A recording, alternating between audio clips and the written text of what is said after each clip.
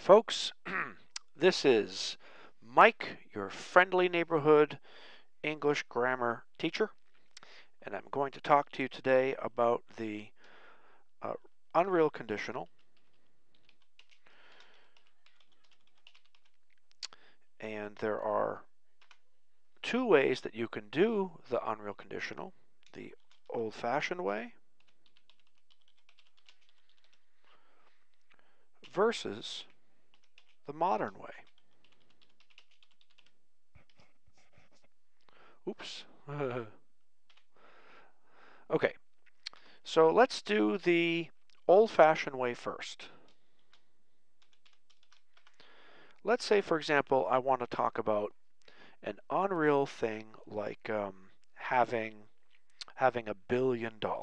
Okay, so let's imagine if I were to have $1 billion, comma, I would buy an island, for example. Notice the were to have and then the would buy. Those two aspects make this unreal. Normally, I goes with was. For example, I was there yesterday. But in this case, it's saying if I were. Notice that unusual verb were doesn't agree with the subject. Also, this is for present or future.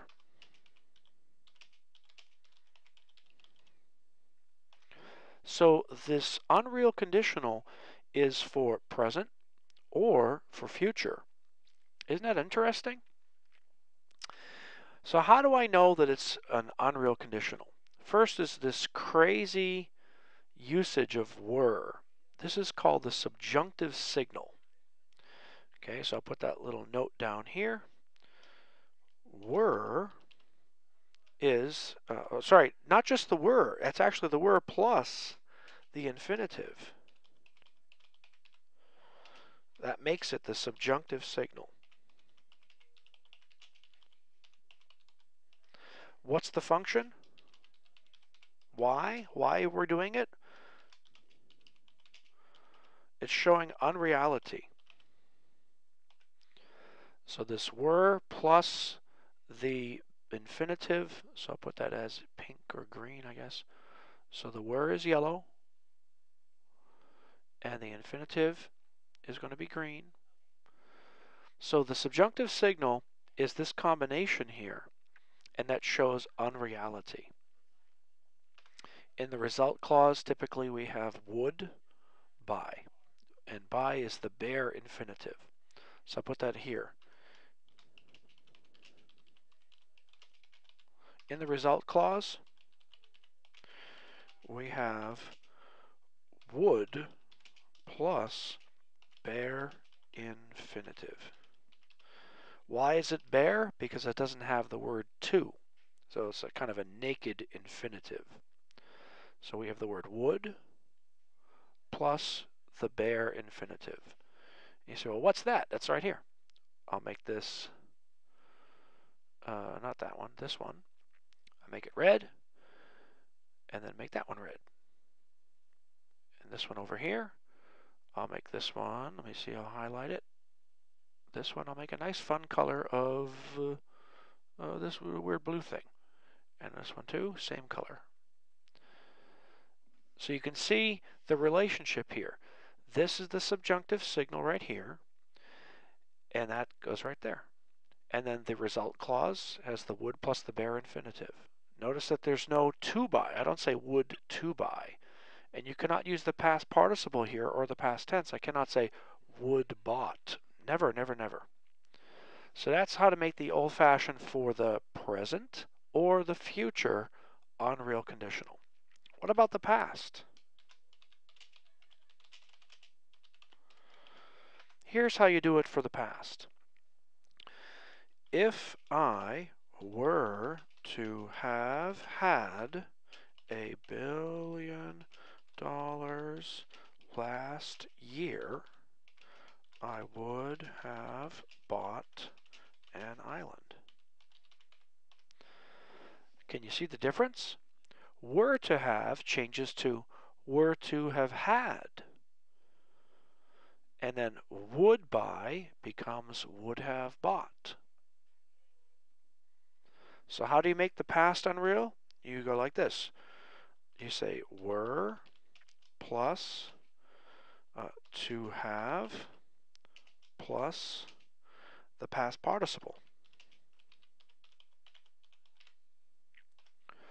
So you have were, here's your were. There's your were. To have is right there. There's your to have right there. And then had is your past participle of any other verb.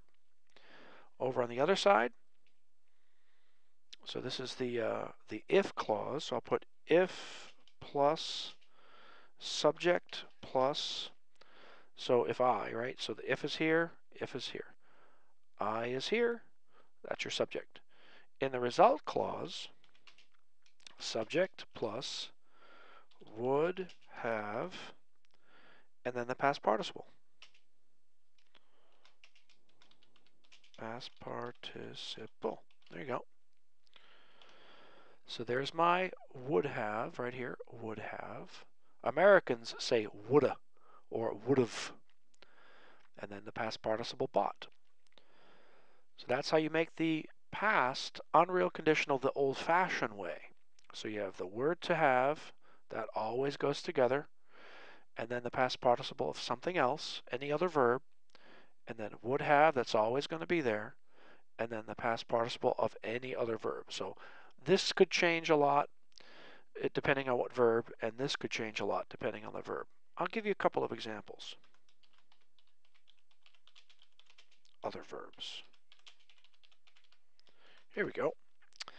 One thing you can do is like this. If she were to have been with us, she would have laughed. So this is the old-fashioned way again. Were to have is always going to be there, and then the been is the part that's a little bit different. See, up here it was had, now it's been. And over here, bought is laughed. I'll give you another one. If we were to have seen that movie, then, and the then is optional, you don't have to. So I'm going to take it back out. I don't want to confuse you too much.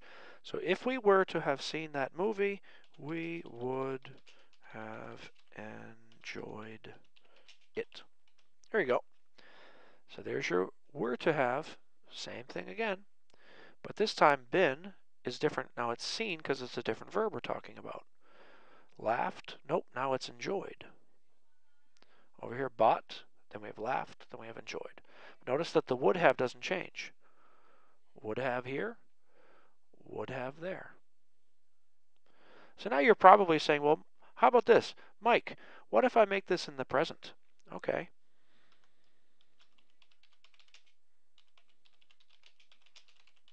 Of these two, here we go. If she were to, so now when I get to this point, were to, I'm not going to put a have anymore because it's not past. I'm going to take this one, and remember, this is going to be for infinitive. What's the infinitive of been, or the be verb? It's be. So, if she were to be with us now or tomorrow, you don't have to put that. I'm just trying to emphasize that the present unreal is for now or the future. If she were to be with us now or tomorrow, then she would laugh. So she would laugh. So that's this one right here in the past, and then right here in the present tense. Next, if we were to, so here the infinitive of this verb is see, S-E-E. That movie now or tomorrow, we would enjoy it. So notice the would have enjoyed becomes would enjoy. So were to be is for the present unreal, were to see, present unreal, would laugh, present unreal. Would enjoy, present unreal. So that's the difference. See the extra have thingy with the past participle? That's for past. Same thing here. Have thingy plus the past participle. You like my technical language? Thingy. So the have plus the past participle, have plus the past participle. Here we have the subjunctive signal again with an infinitive that makes it present unreal. And over here, the bare infinitive and the bare infinitive. So that's basically how you do the old-fashioned unreal conditional. In the next video, I'm going to take these exact same sentences and make them in the modern day unreal conditional. Thank you for watching.